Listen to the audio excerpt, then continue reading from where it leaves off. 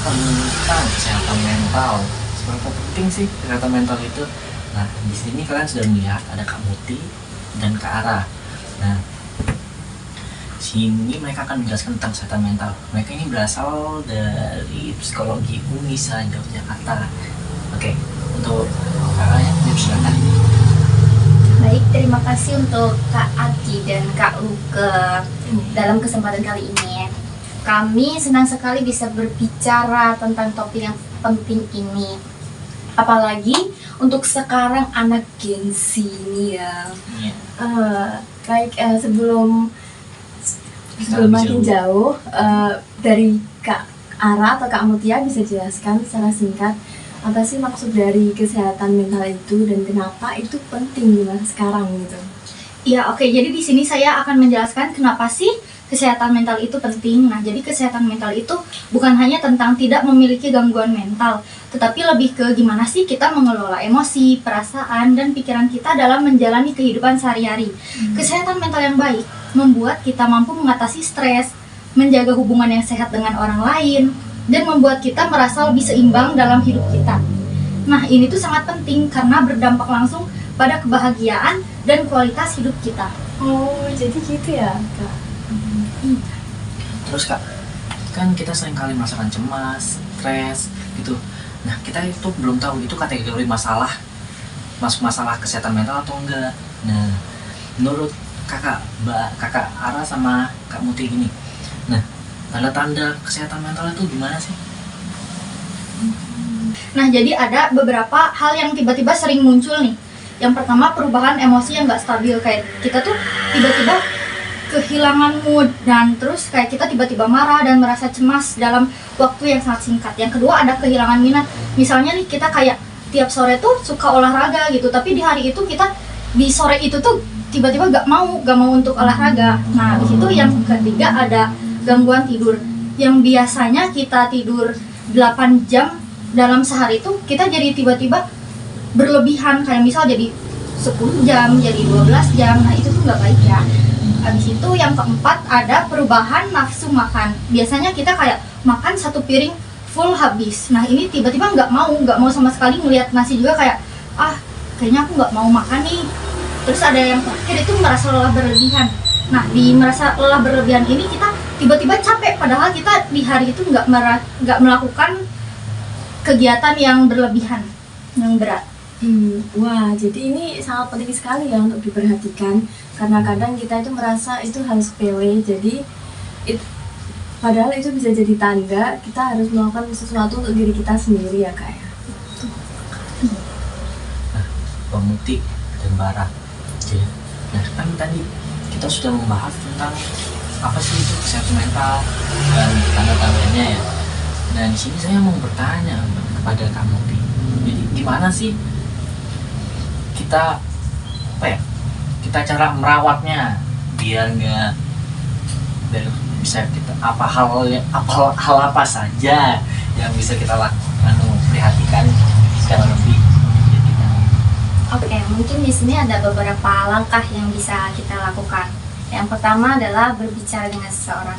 Terkadang kita kan cuma butuh untuk didengarkan gitu kan, seperti berbicara dengan teman, keluarga, atau profesional yang mungkin bisa meringankan beban pikiran kita. Yang kedua ada olahraga secara teratur. Aktivitas fisik seperti berjalan kaki, yoga, atau aktivitas ringan lainnya bisa membantu melepaskan endorfin. Apa sih endorfin itu? Endorfin adalah hormon alami yang diproduksi oleh tubuh untuk meningkatkan perasaan senang, untuk meningkatkan, dan itu bisa berfungsi untuk meningkatkan mood kita. Yang keempat ada manajemen stres. Jadi manajemen stres itu bisa dilakukan dengan teknik relaksasi seperti meditasi atau pernafasan yang dalam, sehingga bisa menenangkan pikiran kita. Yang keempat ada tidur yang cukup. Tidur yang cukup bisa berpengaruh terhadap mood dan energi kita setiap harinya. Yang kelima ada berikan waktu untuk diri sendiri, atau istilah gaulnya adalah me time. Iya. Dengan melakukan hal-hal yang kita sukai atau hal-hal positif lainnya itu bisa meningkatkan mood dan rasa senang kita gitu kan. Sangat bermanfaat sekali ya Kak, tadi dari penjelasan Kak Muti itu. Jadi menjaga keseimbangan dan memberi waktu untuk kesehatan mental itu penting ya Kak. Iya, benar sekali Kak. Jadi merawat diri sendiri itu nggak tentang fisik, tapi juga tentang memberi ruang dan waktu untuk mental kita sendiri. Gampang sekali. Nah, kita kan udah banyak bicara gini ya. Kan pastinya haus ya Kak ya. Nah, boleh diminum dulu Kak. Diminum dulu. Udah Bu. Bukan Kak. Biar nggak terlalu tegang gitu ya Kak. Karena kami dua tegang. Nah, tadi kan kita sudah membahas tentang semuanya, kesehatan, tanda-tanda, dan cara merawatnya. Nah, sekarang tuh salah satu tantangan yang sering kita hadapi adalah stigma. Ya, seru nih. Stigma seputar kesehatan mental. Kamu terarah. Banyak orang yang merasa takut atau malu untuk meminta bantuan kepada orang lain. Nah, menurut pendapatnya kakak-kakak ini, gimana sih untuk cara mengatasinya? Nah, jadi sebelum saya menjelaskan, kalian tahu nggak sih apa itu stigma? Nah, jadi di sini aku bakal ngasih tahu. Nah, menurut Goffman pada tahun 1959, pengertian stigma adalah sebagai semua bentuk atribut fisik dan sosial yang dapat mengurangi identitas sosial seseorang sehingga mendiskualifikasikan orang tersebut dari penerimaan orang lain. Gitu. Nah, jadi di sini aku bakal ngasih contoh ya.